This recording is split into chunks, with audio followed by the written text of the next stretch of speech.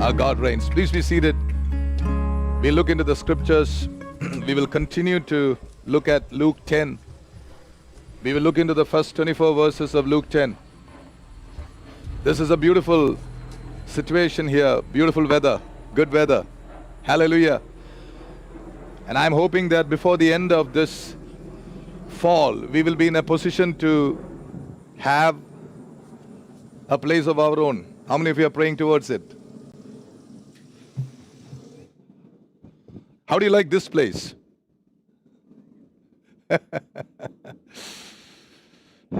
do you like that place? It's all good, isn't it? Praise God. You know, we are on a long fast, meeting on Zoom almost every day, except Saturdays and Sundays. And I see the Lord is breaking chains in the spirit. When I tell you that I see things happening, please don't look at me as though I'm a very divine personality coming from heaven.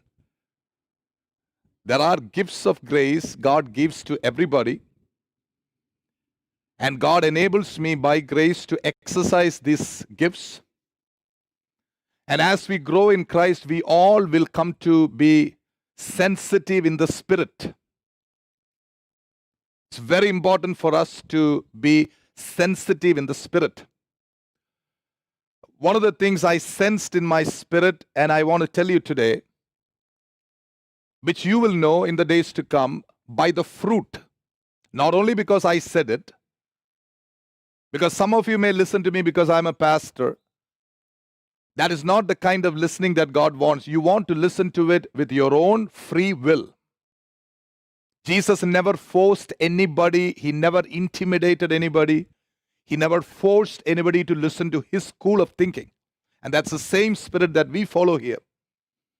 At the same time, we want to speak exactly what the Holy Spirit tells us to speak. So yesterday, I took a decision before the Lord. And I want you to know a part of that decision. There are some people who are disappointed even after many years of serving the Lord, walking close to God, not being able to see an end to their misery, their sorrow. And then there are people who are not able to flow along with the flow of the Holy Spirit in the church. Now I can make a decision and say, shape up or ship out. Or I can say, stay, let's win the battle together. Either way, the Lord will stand with me. Now, when I say the Lord will stand with me, I'm speaking the godly authority which God has placed upon me. What is the decision you think I took? How many of you want to know this? Can I see your hands? Nobody understands what I'm saying? കൈപോലും പൊക്കാൻ അറിയത്തില്ല. ഇതാ നമ്മുടെ പ്രശ്നം. എൻ്റെ ദൈവമേ ഇങ്ങനെയുണ്ടോ? Thank you, my papa. Thank you. I took a decision like this. No matter what, we will all strengthen each other and we will get there. Pastors understood it. No, I'm not coming there. Don't worry. My breath is clean by the blood of the Lamb. I don't have COVID. Don't worry. For the sake of social distancing, I keep this test all because I respect the government order. I have decided, till such time we see a fruit to your prayers, our labor, we are all in it together. Now, some of you, I know you for a long time, you think like this. It's because you want people. You are mistaken. Because as long as I preach and teach, the Lord has promised me people. A crowd will come. A multitude will come. And I can always tell the Lord, I have been preaching for years. People refuse to accept what I preach them. It is between you and God. I can easily wash my hands. But I have decided that we are going to see fruit together. It is my decision.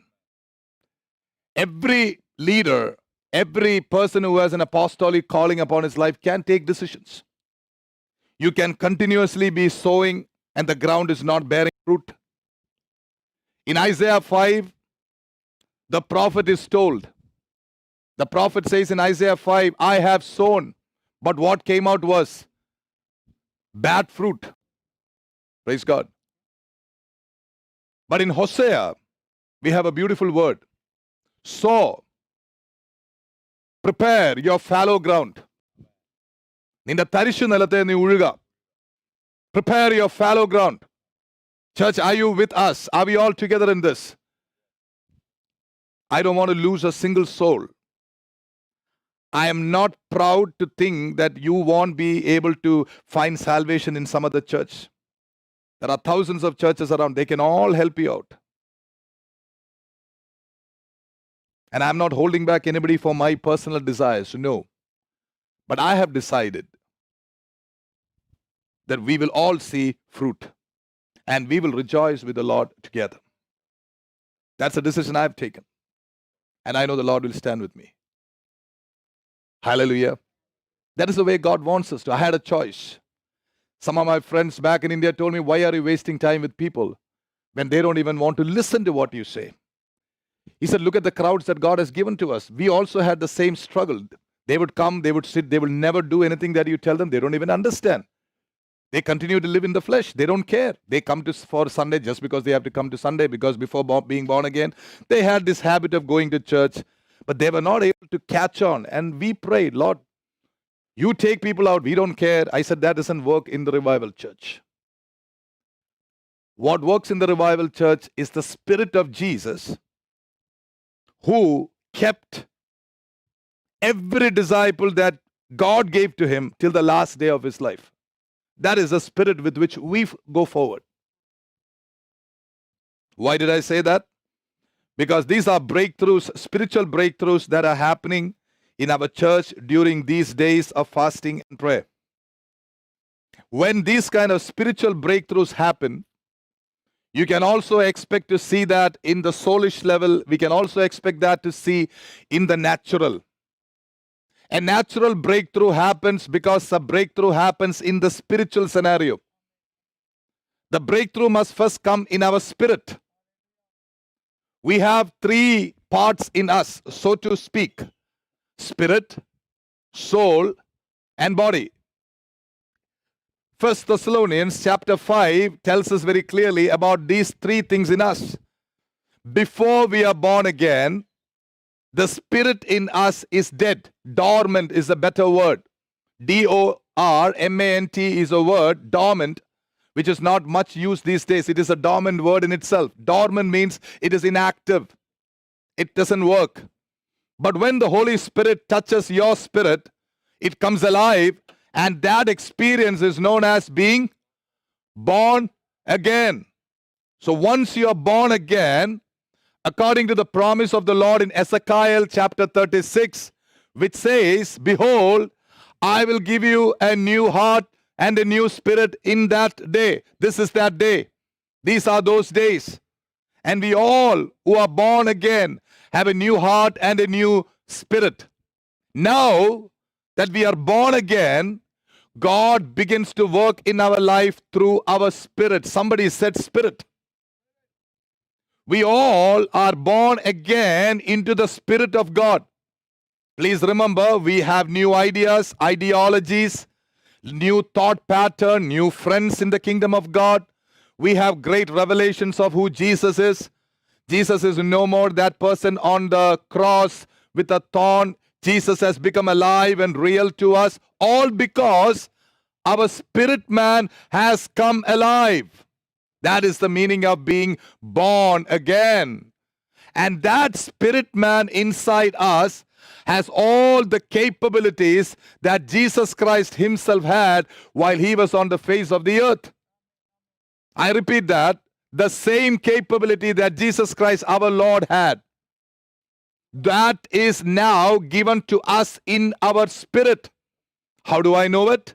2 verses in the Bible tells me that. Number 1, the Lord expects us to walk as Jesus walked. In the letter of it is let us. John in First John says, beloved, let us walk as he, Jesus, walked on the face of the earth. I'm sure we all read that at least once. How is it possible to walk on the face of the earth if we do not have the same things that Jesus himself had? Hallelujah.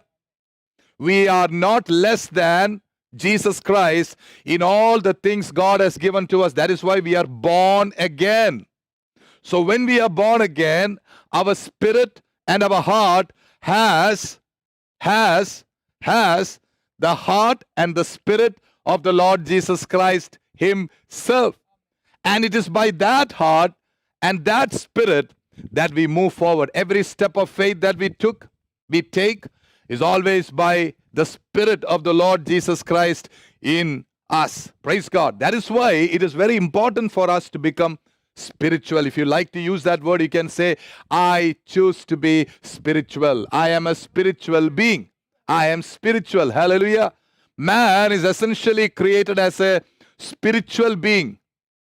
Man is essentially a spirit. Let me show you this. Can you see my hands, people of God? How many of you can see my hand? Either say yes or no.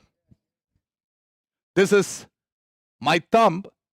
So you can lift your thumb like this. You can see these three fingers, which can stand for your soul. And this little finger, let it stand for your body. Now say, I am a spirit which has a soul, and I live in the body. Hallelujah. Before the Holy Spirit touched your spirit, your life was like this. Your inner man was not active. We were guided by our soul, our senses. We were guided by what we see.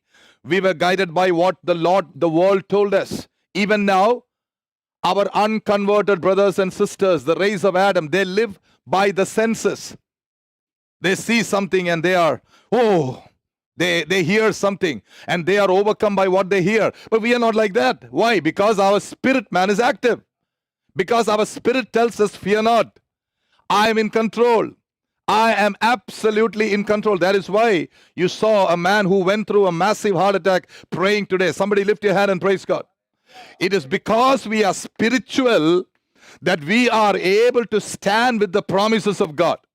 Now you see, if you are working in a place and you told your colleagues who are not born again, why don't you trust in the promises of God? They will laugh at you because it is a spiritual thing.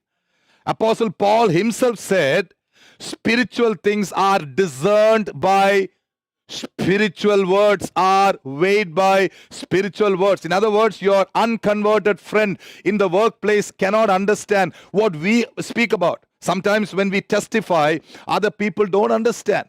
Remember, we said many times, we say it is a promise of the Lord that keeps us. How many of you have said that? It is the promise of God that keeps us on. I will never leave you nor forsake you. Now we understand it because we have the Spirit of God inside us. So people of God, we are called to be spiritual. We must grow in the Spirit. The very reason that you are coming here is not to look at my very handsome face, thank you, or to look at any of the pastors here or any of you, one another. You are coming here to receive the word that is in the Spirit. And we heard today how the Holy Spirit is given to us unlimitedly. The word that I speak to you is Spirit, says who? Jesus. Jesus said, the word that I speak to you is the Spirit. In other words, the word of God spoken and that you hear, which is from God, is Spirit itself. And that word of God is able to cleanse you, is able to make you healthy, is able to make you rejoice, is able to give you greater hope. God is able to, through the word, make you to overcome, be champions in His kingdom. Hallelujah. That's the beauty of God's word. So powerful is God's word. That is why Peter, with a powerful revelation, said, everything for life and godliness has been given to you. First Peter 1:5. Everything required for life and holiness has been given to you. It is inside you because of the Holy Spirit that has been given to you. So what is important, people of God? What is the major difference between the unconverted and the believing? What's the major difference? The major difference is that you are touched by the Holy Spirit of God. Why are we Pentecostals? We are Pentecostals because we give importance to the Holy Spirit. Hallelujah. Our doctrine is Pentecostal because we give importance to the Holy Spirit. We are living in sober-mindedness. We are living by the power of God that is so available to us. We are living by the blood of Jesus, which heals us instantly. Sister testified about her healing. What happened is we declared the blood. She did not know that. As she came to me to pray, I said, Lord, your blood upon her. The blood of Jesus works. Now, you have to experience it to know it, so try it. The blood of Jesus on your heart, Pastor. The blood of Jesus on all your ailments, people of God. The blood of Jesus has such power.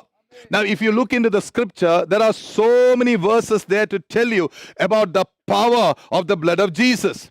Remember, even in the Old Covenant, the people of God, the children of Israel, they were asked to smear the blood, telling you how important it is for you to use, if I may use the word use, not to misuse, but to humbly say, Lord, please apply your blood upon my situations. I tell you, no demon will be able to stand where the blood of the Lamb is already spoken. Speak the blood of the Lamb. We are spiritual people.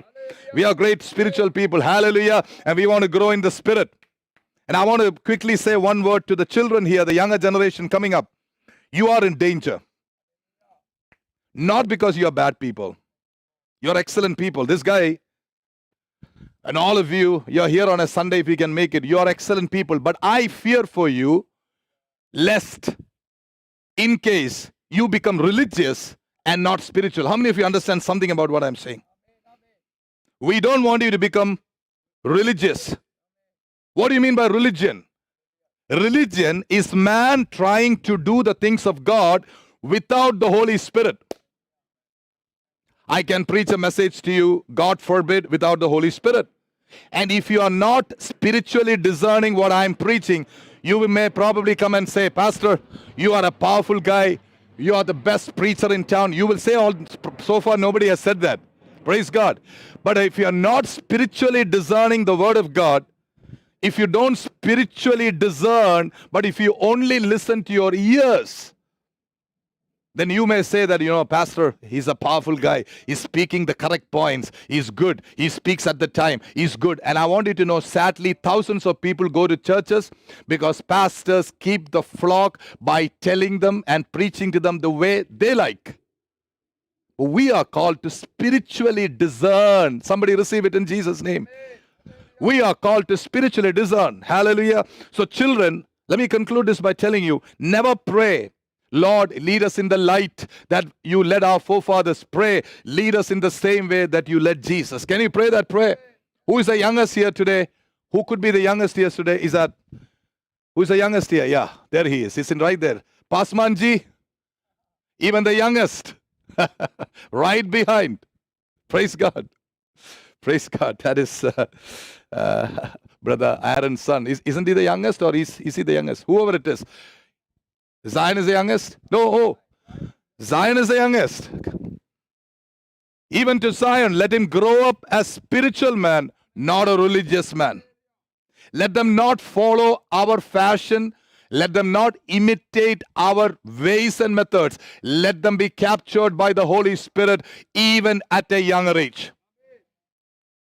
Then we can leave this world, should the coming of the Lord tarry, we can leave this world with the peace that our children are spiritual and not religious. In conclusion to that part, Cain was a religious man, Abel was a spiritual man, and somebody received that.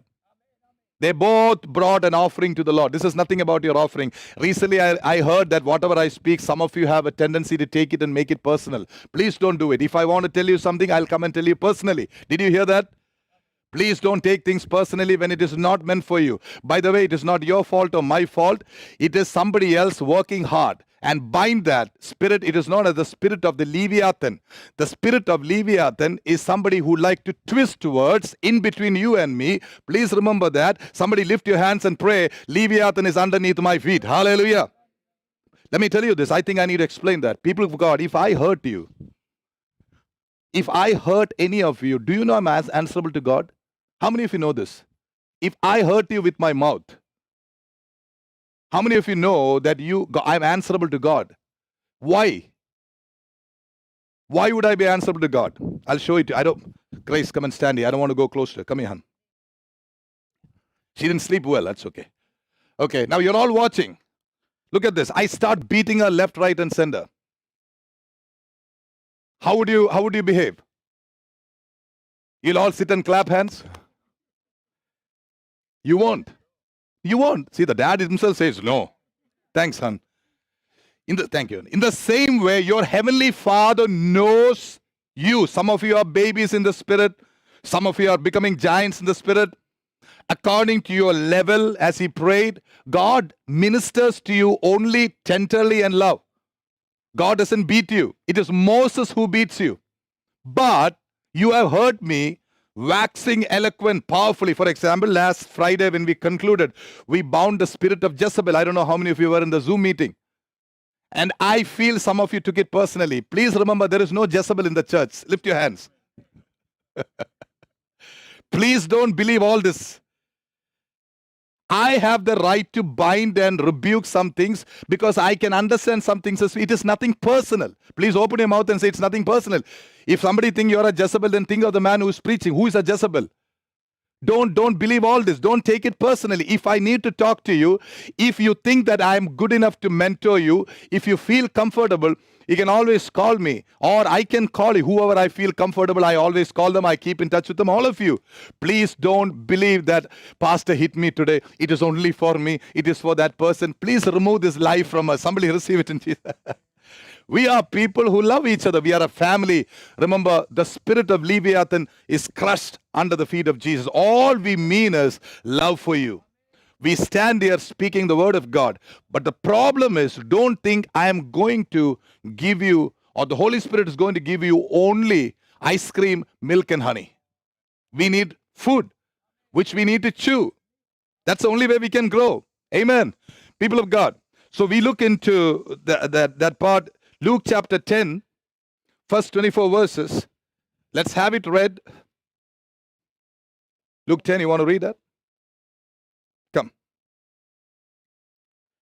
Look at the air-conditioned weather. Okay, I'll read it. I'll read, hon. Time is important. I'm going to read Luke 10. We have been looking into the book of Luke. Luke 10, 1 to 24. After these things, the Lord appointed other 70 also, sent them 2 and 2 before his face into every city and place, whether he himself would come. Good example. Therefore, Jesus said to them, the harvest truly is great, but the laborers are few. Pray you therefore the Lord of the harvest, that he would send forth laborers into his harvest. Go your ways. Behold, I send you forth as lambs among wolves. Carry neither purse, nor scrip, nor shoes, and salute no man by the way. And into whatsoever house you enter, first say, peace be to this house. And if the Son of Peace be there, your peace shall rest upon it. If not, it shall turn to you again. And in the same house remain, eating and drinking such things as they give, for the laborer is worthy of his hire. Go not from house to house. And into whatever city you enter, and if they receive you, I added if they, eat those things that are set before you. Verse 9, heal the sick that are therein.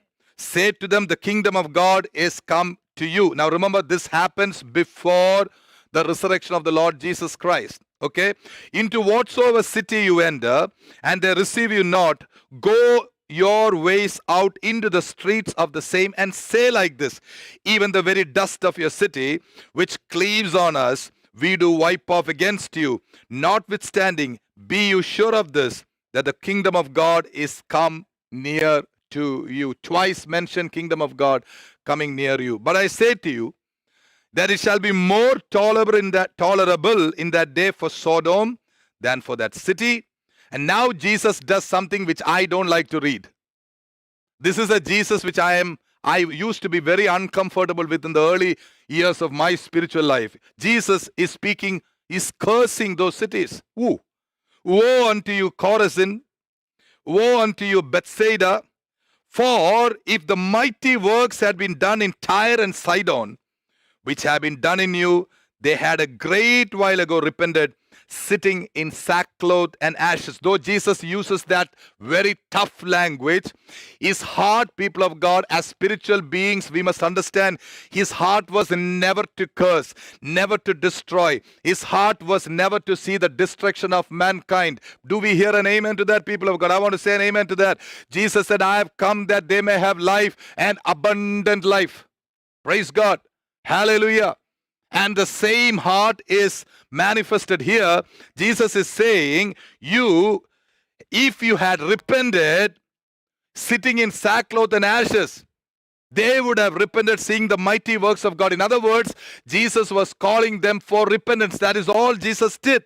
Hallelujah. Why did he do that? Because one day, Jesus would be presenting people of all generations to God the Father. And on that day, only those who have the righteous robe of Jesus upon them will be passed by God to enter into eternal rest. People of God, I want you to understand that. Now let me show you a picture about that before we go forward. Here is God. To God be the real, God be the glory. I want my children to come forward, both of you, because of the COVID situation. Just come forward. Just stand right here. I'll quickly show you something. This is the Holy Spirit.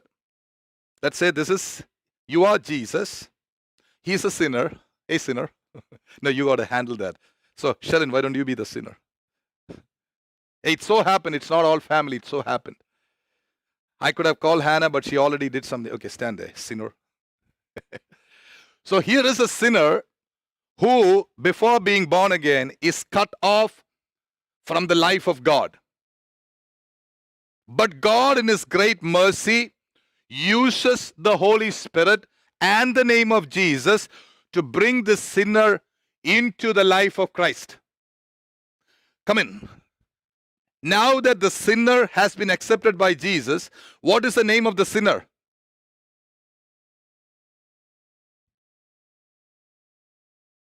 I know Shelley Susan Verghese is her name. She is not a sinner anymore. She is now the righteousness of God. Amen. It's a truth. Whether you say yes or no, that is the truth. Hallelujah. Now that doesn't mean that she has become, she's completely free of her previous attitudes or habits. It will change. That is the area where many baby Christians have a problem. They want to do so well, but something pulls them back. Glory to God. The Holy Spirit and the Word of God is so available for the new believer that the old tendencies have to die. Somebody receive it. The old tendencies will die. That is why in Romans 6:14 we have this glorious message, sin shall not have dominion over you. In the early years of my temptations, when I used to fast, I had a temptation to eat extra chicken. That would be my temptation. And then God taught me, you shall have, sin shall have no dominion over you. Many of you young people, I very well know the kind of temptations that you go through. I have been there. Oh yes, I didn't fall down from heaven. I've been through all that. And I have become victorious because of Jesus. Oh yes, I've been tempted. But becoming temptation is not a sin. When you say yes to a temptation, then it becomes a sin. Many of you young girls, when you grow up, you'll find a lot of temptations. You'll find a lot of young boys running after you. They will come and tell you how beautiful you are. You must realize they are not interested in you. They are interested in your beauty, not in you. And by the way, even for men, there is only one person who's really interested in you. Who? He is the only person who is interested in you. I hope you get this right. So temptation is not sin. Falling into temptation is sin. So in the early baby steps of Christian life, okay, let's imagine this lady just came again. She is in the kingdom of God. She is righteous. She has to be made perfect before God. That is the point where we started this. So what does the Holy Spirit do? The Holy Spirit and the Word of God continues to work on the new believer. Finally, on that day, the Holy Spirit presents this person to God the Father. Hallelujah. And God says, perfect. How? There are three things that testify for you in heaven. 1 John chapter 5. What are the three things that testify of you? The Holy Spirit, the Word, and is it the blood? By the way, those who follow Malayalam Bible, it's not there in your Malayalam Bible. I don't know why. But it is there in the English Bible. Three things that will stand with you, that will testify. That means the Holy Spirit will say, this lady is fit to enter into eternal rest. God the Father will listen to the Holy Spirit. Jesus the Word will say, this lady is perfect according to the Word of God. God will say, enter into my rest. You don't want to enter? Hallelujah. My point is, right now, the Holy Spirit and the Word of God is busy working in you, shaping you for eternal yes and amen by God the Father. Do not lose that picture. Thank you. Hallelujah. Praise God. So that is why time and again, Jesus himself, on that day, Jesus is going to show all the cities to God. And Jesus, knowing ahead the wrath of God, says, woe to you, Chorazin, woe to you, Bethsaida, if these mighty works done in your midst were done in Tyre and Sidon, they would have repented a long time ago. What is the heart of God that we see there? Repentance. Many of you don't like me even to preach a message of repentance because you don't understand why I'm preaching that.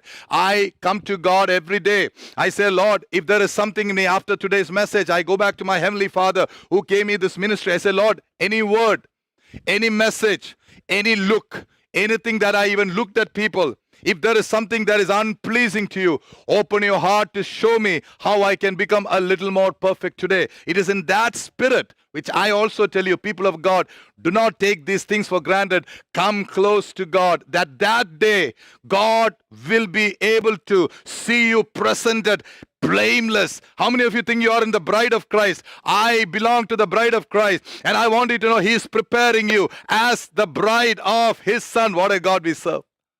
Hallelujah. Never forget that. Never forget that. Never forget that. That is why Jesus is telling guys, why don't you repent? That is His heart. Now, verse 16, the authority. He that hears you hears me. He that despises you despises me. And he that despises me despises him that sent me. Jesus is authorizing his disciples as they are going to different parts and different towns and cities. And Jesus is telling them, listen guys, you speak the word. Whoever receives your word receives me. Whoever does not receive your word, they are rejecting me. And then it is amazing how in verse 17 we hear, the 70 returned again with joy, saying, Lord, even the devils are subject to us through thy name. After giving them instructions, these disciples go out into different cities. They went two by two. Hallelujah. That is the way God taught them. And now they are coming back. In verse 17, we see how they are coming back. People of God, remember the word accountability.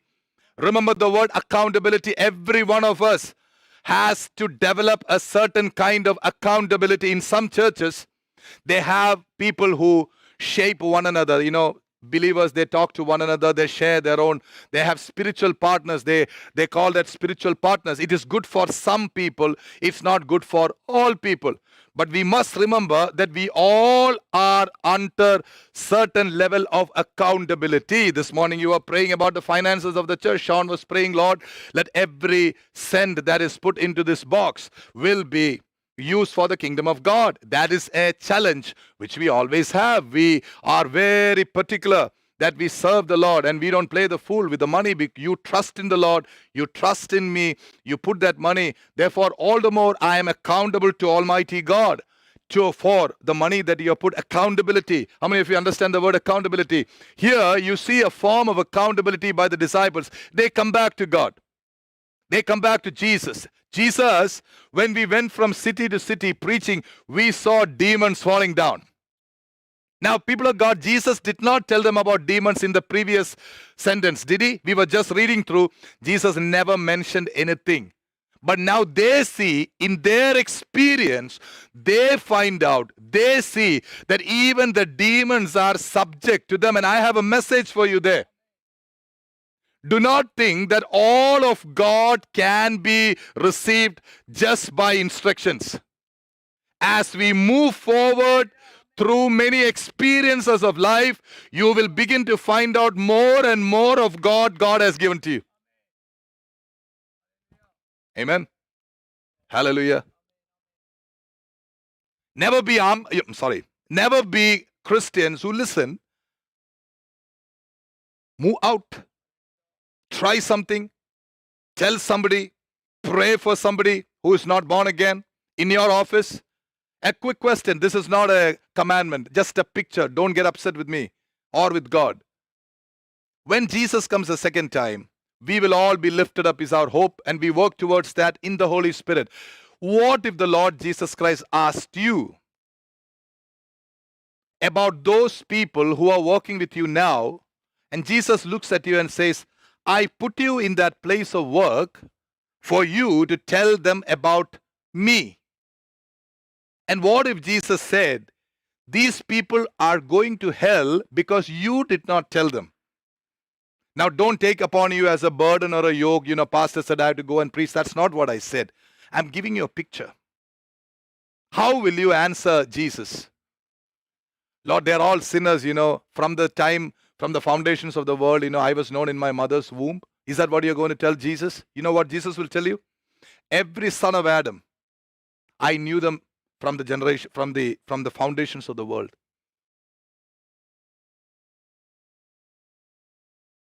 I didn't catch you, right?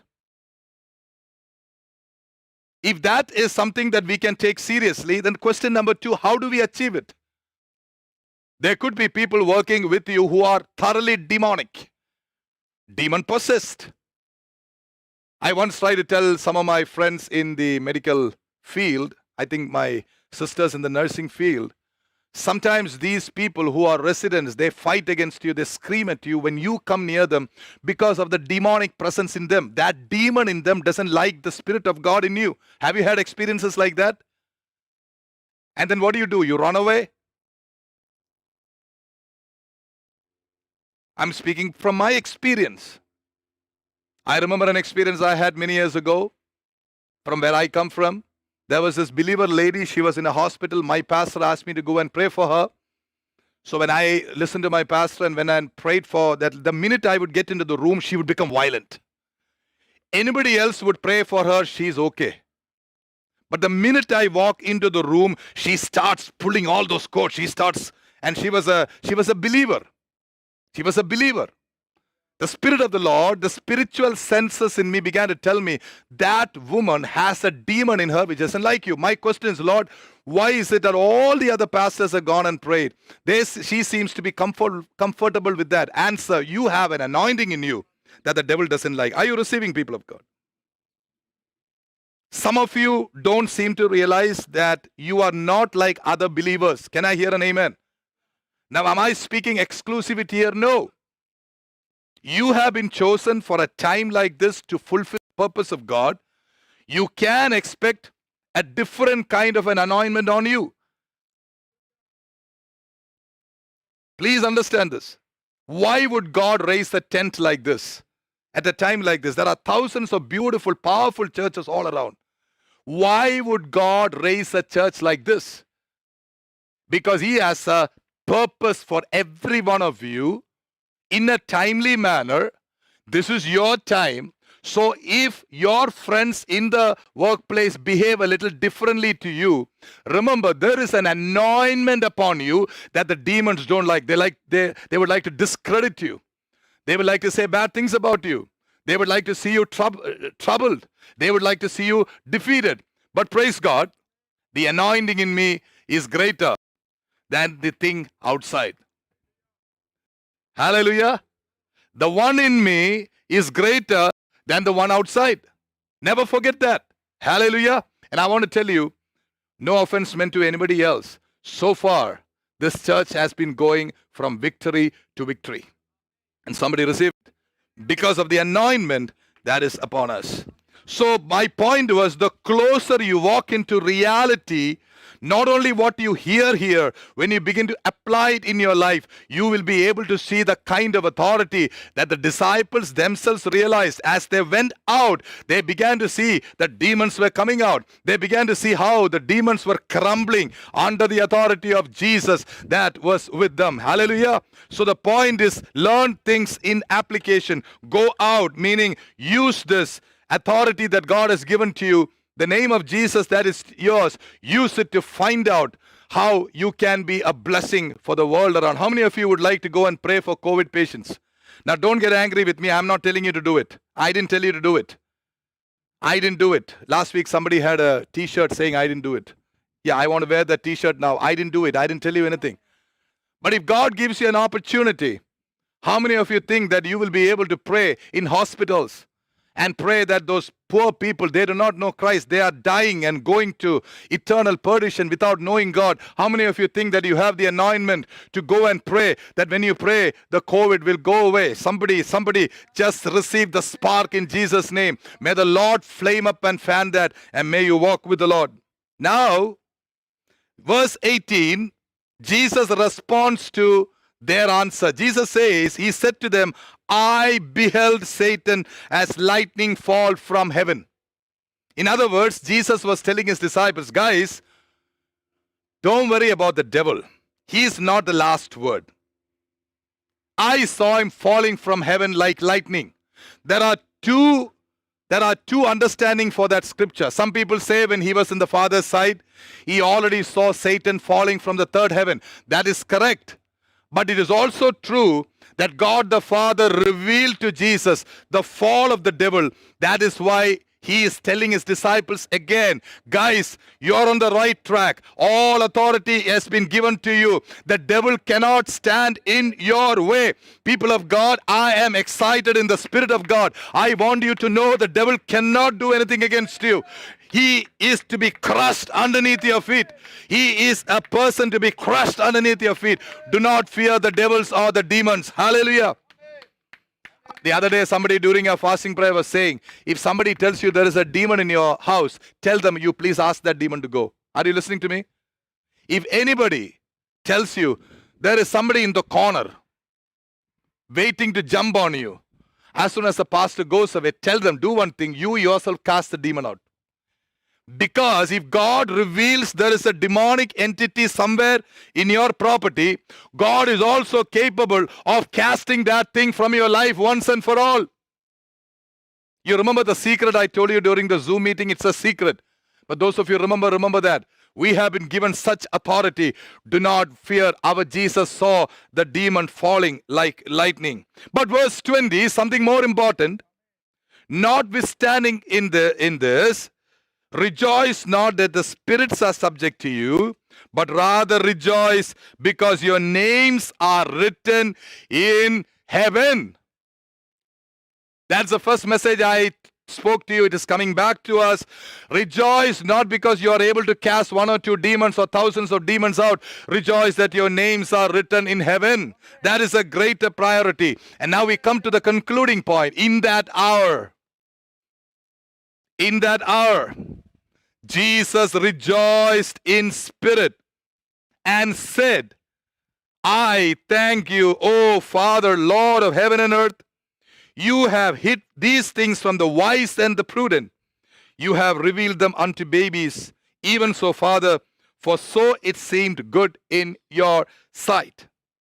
In that hour, Jesus rejoiced in the Spirit. Why? Because what he spoke to them was revelation. What he spoke to them was from the Spirit. Please remember, Jesus himself always spoke in the Spirit. He was spiritually perfect. And as I started, Jesus would like us all to be spiritually perfect. For example, as I am speaking, the Spirit of the Lord is capable of giving me a word or a word of prophecy for any of you who might be desiring it. Last week we had Pastor Kiran, who was speaking the word of God to many of you personally. And sadly, some of you thought that Zoom meeting was only for Malayalis. Please, it is not. Zoom meeting is for the Revival Church, which is not a Malayali church. And somebody is saying amen to that. We have plenty of Malayali churches everywhere. May God bless them. This is not a Malayali church. This is not an Indian church. This is the church of the living God. We are beyond cultures. We are beyond races. Sadly, many of you don't seem to come. I don't know, some wrong idea, God. Anybody who wants a translation, we have super translation available to you. Hallelujah. So last week, this man, he was prophesying to each of you. Many of you received a word from him. How did that happen?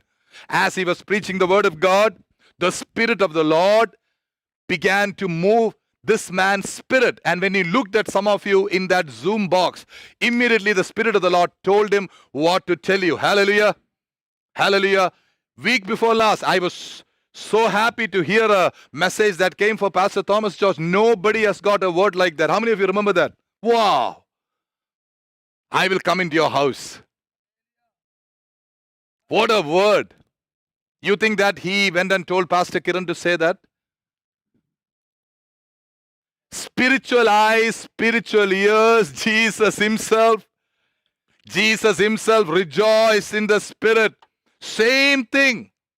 Jesus rejoiced in the Spirit. Why? Because God the Father just revealed to him that the beauty and the greatness of the kingdom of God was not being revealed to the wise and the prudent. It was revealed to babes who are humble, who are like little children. Talking about babies, how many of you know that unless you turn around and become like little children, you will not enter the kingdom of God?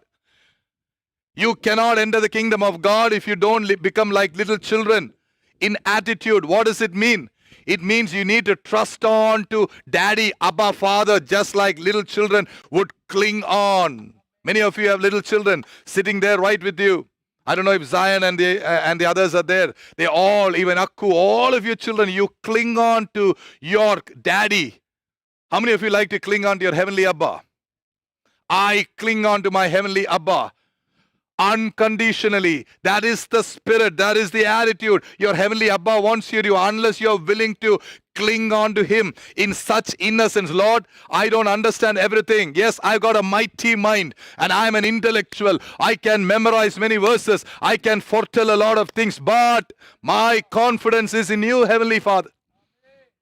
Jesus and a group of humble fishermen, they did not have any education. I'm not saying you shouldn't be educated. By all means, go and study all that you can. I want to tell all the young generation, please get as many degrees as you can. But that need not bring to you the revelations of God.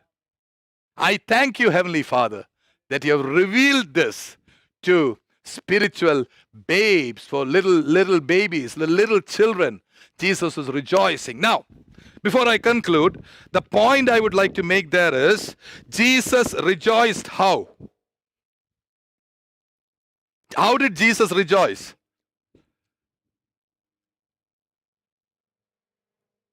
Jesus rejoiced in the... So does it mean that we can rejoice in the flesh also?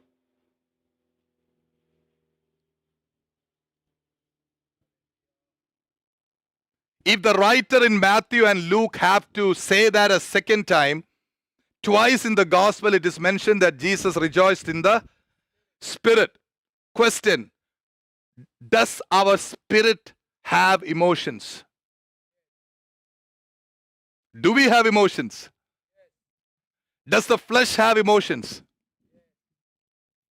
I want to tell you this so that you may become very powerful. Emotions are given to us for a purpose. Emotions are good vessels.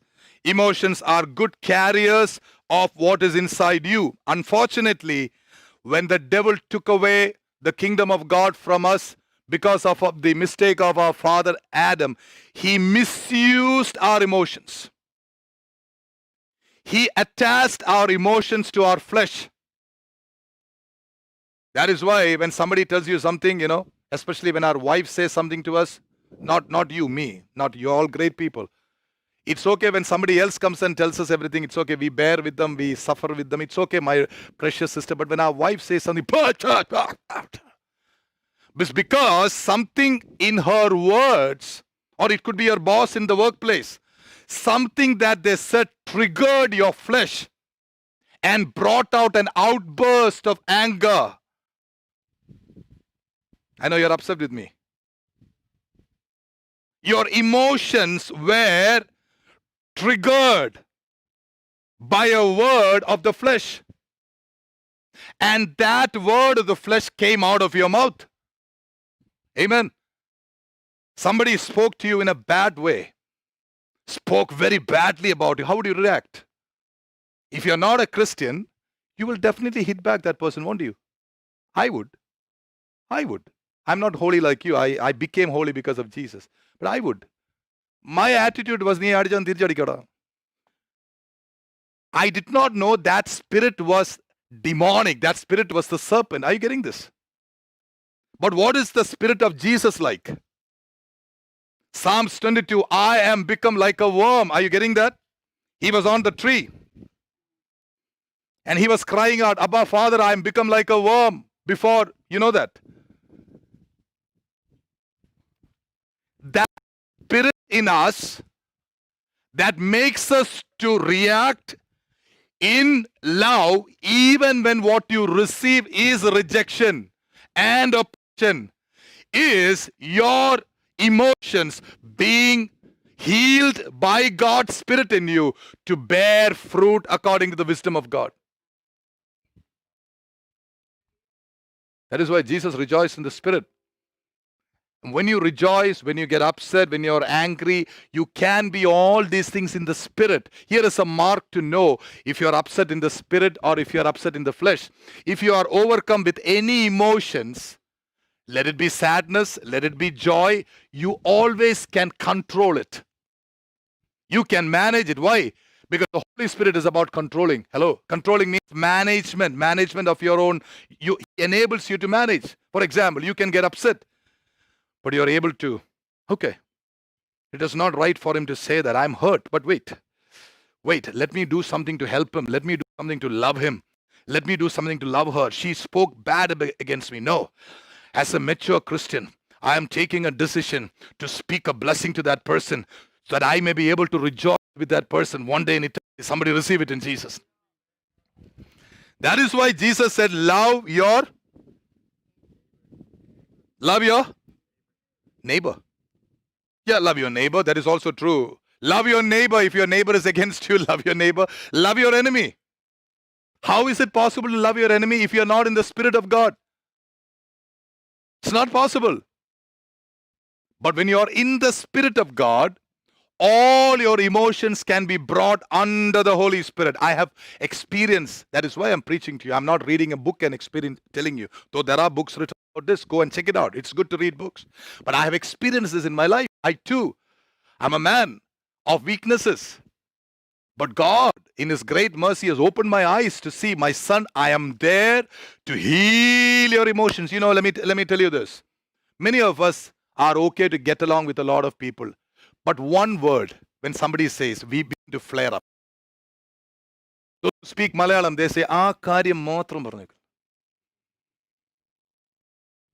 That one word that is inside you, lying there as an undigested morsel of food. Once in a while, somebody comes and you lose all your temper because you need a healing. Are you receiving it, people of God? I want the whole church to go with a total emotional healing today, and somebody received it. Think about it. Sadhu Sundar Singh, a man in India, great man of God. He was from Punjab. He was from Ludhiana. Sadhu Sundar Singh was preaching the word of God in a street, and somebody took a stone, threw at him. How will you take it? How will I take it? What did he do?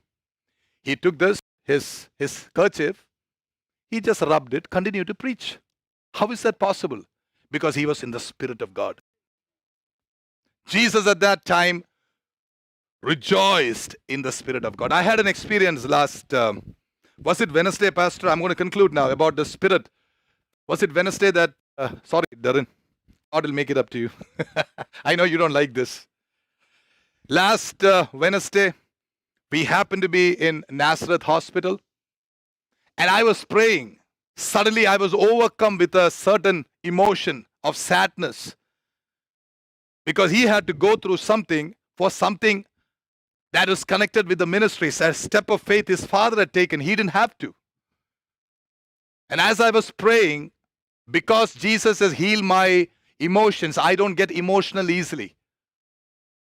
I have handed over my emotions to Jesus. I don't. I pray, Lord, let me not get emotional. But as I was praying for Darren, my heart began to well up with tears. That tear did not come from my flesh. It came from the Spirit of God. I hope you get a picture of that. And I didn't want to weep in front of Pastor George or Sister Jessie or Darren because I don't like to cry. But my heart was full of tears. The good news is those tears were edifying me to pray. Are you getting a picture of this? Now, many of you ask, Pastor, what happened? Nothing happened. Pastor George decided to take a step of faith. He is helping out somebody in a place called Trivandrum where people are hungry. He told me, Pastor, I'm going to take a large portion of what is going to be given. I pray the church can also help. So he went out and he was praying. As he was praying, he said, wherever the kid goes, let the power of he himself should be able to tell you, let the Holy Spirit go and touch the people.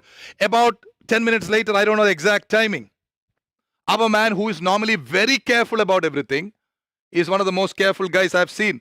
He goes, warms up and boils some water and makes it a point that all the water falls into his lap. What a wonderful place to be. Now, many of you will tell me, Pastor, it just happened for you. I know it was not something happening. And knowing that that battle was meant for the church, for the man of God, for all of you. Why did he have to go through that? I was hurt. Not at God. I was hurt. Tears were welling up in my heart. I have no partiality to Darren or anybody here. Don't get that. Don't try that partiality thing here. I have no partiality. God knows. Of course, those who are close to me, those who run with me, those who understand the vision, definitely God's presence and my presence will always be with them. Do you listen to this? Hear this. But apart from that, I have no partiality. God sees me. God loves me. So spiritually, you can have emotions. Yesterday, another man of God calls me from Surat. As he was conveying something to me, he was confirming what the Lord had put in my heart 4 months ago. And when he said that, as soon as I stopped listening, I began to cry. I'm telling you again, many of you have not seen me crying, but I was crying. That was the Holy Spirit himself. I was crying in the Spirit. But what is the difference in being emotive from the flesh and being emotive from the Spirit? I had perfect control over my heart, over my spirit. Somebody receive it in Jesus. The Holy Spirit will motivate you sometimes in prayer to cry. You should cry. Can I tell you something? Pastor Thomas George, after so many years, today he cried and prayed. Am I right? Sister Mercy, you don't realize that? I realized that. He never used to cry for 2-3 years. Now he did. I don't know if you realized it. Crying in the Spirit, in the Holy Spirit, motivated by the Holy Spirit, is a great blessing. When you pray, when the Holy Spirit gives you tears, somebody receive it. Those are the tears which it has been stored in a particular place. I remember that in Malayalam. What is that place? In the Bible, I know your tears are kept where? Those tears are the Holy Spirit tears which are given to you. How many of you would like to cry in the Holy Spirit and pray for our nation? How many of you would like to rejoice? How many of you would like rejoice? This is the kind of rejoicing that Paul said, rejoice. Again, I say to you, rejoice, because Apostle Paul was in the prison. His hands were bound, his legs were bound. He had nothing to look forward in the flesh, but in the Spirit of God, he was rejoicing. He was writing the Philippian church, rejoice. Again, I say to you, rejoice. People of God, this morning, 2 things I am praying for you before we leave. Number 1, may you be completely healed in your emotions. And may your emotions come under the Holy Spirit. Two things I'm going to pray. And if you think that, yes, Pastor, I need a healing like that, be there. Don't lift your hands. Don't do anything. May the Holy Spirit begin to minister to you. I'm not coming near you because of the restrictions we have, but the Holy Spirit can come near you. May you be anyone, but may you close your eyes, whoever you are, and let us pray this prayer. Lord Jesus, please heal my emotions. I don't want my emotions to be under my flesh anymore. I don't want to go out of control, even if people were to accuse me and find fault with me. Even if I had a bad attitude from somebody, I want my emotions to be under you. And Lord Jesus, my emotions must always be directed by your Spirit, your character, your nature. That will be so easy for me to love somebody, even when I know that they may not have come up to the level of understanding and spirituality I have. Wives whose husbands have still not come to know the Lord, isn't this a message for you? Husbands, your wives who have not come to that level of maturity that you expect them to be, will not this message help you? Think about it. It is not understanding that takes us to heaven, but the Holy Spirit that is taking us to heaven. And the Holy Spirit is looking for a group of people who will trust God like little children. Many of us may be praying, Lord, our spouses are not come to the Lord. What if they go to hell? Yes, God sees that tear. Lord, our spouses have not been perfect. Our children are yet to come to know the Lord. Precious, precious saints, why did God call you into the kingdom first? That He may heal you, that you may be fishers of men even in your own home, that you and your spouse and your children will be prepared at the coming of the Lord Jesus Christ. And while we wait for that blessed coming of our precious, precious Jesus, you may be champions of the gospel. That God may be able to take you to the streets of Philadelphia, the streets of Pennsylvania, to the different towns and cities of this nation made great by Almighty God, that we will be able to preach the gospel of peace even at a time like this.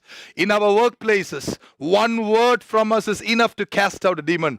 One word, one gentle look, one humble look, a humble handshake, maybe, probably after COVID, may be enough to heal somebody. Because greater is He who is in you, who consistently yearns for your spirit, who consistently fights the battles for you, who consistently protects you, who consistently showers His blood on you. The blood of the Lamb, even today, if you can receive it, blood of the Lamb is upon God's inheritance. Are you not God's inheritance? Are you not God's people? Are you not separated from the world by His love? Did He not know His love for you, people of God? How precious He is. How precious you are to Him. You are the apple of His eye. Oh yes, we all have shortcomings. Don't worry about it. Don't look at your shortcomings. Don't look at your failures. Look to Jesus.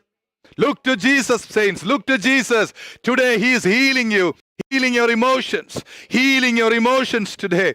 He's a great healer. Yes, I testify. He has healed my emotions a lot. I have a healed emotion. And now the Holy Spirit has total authority over my emotions. I bless you today with such a love that I myself have heard from my Heavenly Father. The comfort with which I have been comforted in the level of my emotions. My Heavenly Father, He loves you so dearly. I want you to know this. And yet, beyond my words, I pray you will know it in your experience. What a great God He is. What a mighty, powerful, awesome Father He is. Let us be rejoicing in the Spirit these days. Let us be setting apart time to pray in the Spirit these days as we continue our days of fasting back in the Zoom, as we continue to wait upon servants of God who God will bring our way. People of God, let us become spiritual, very powerfully spiritual, because we serve a mighty, awesome God. What a mighty God we serve. What a mighty